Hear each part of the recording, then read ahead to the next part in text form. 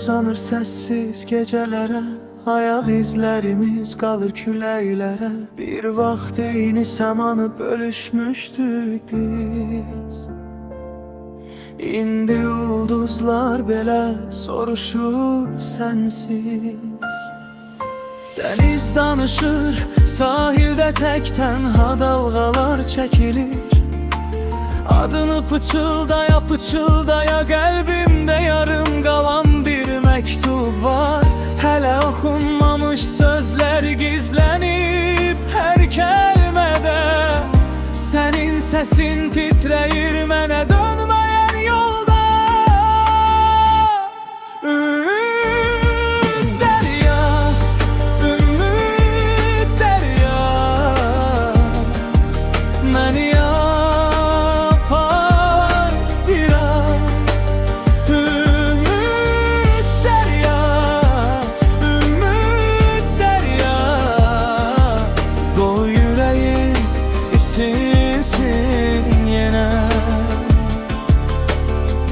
Bu küçeler senden sonra daralıp penceremde gece daha ağır gırdı. Bir fincan çay soyuyup masada,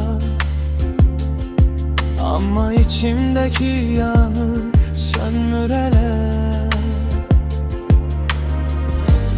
Sökenir hatire divarlara, senin addımın kalır evde.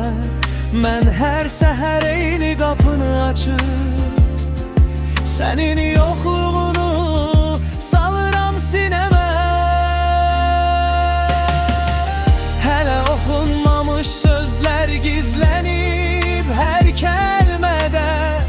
Senin sesin titreyir mene dönmeyen yolda.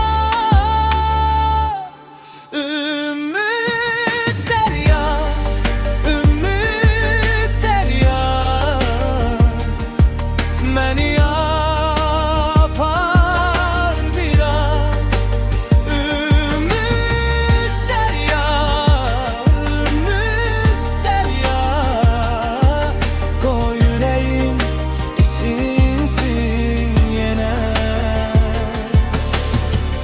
eğer bir gün geri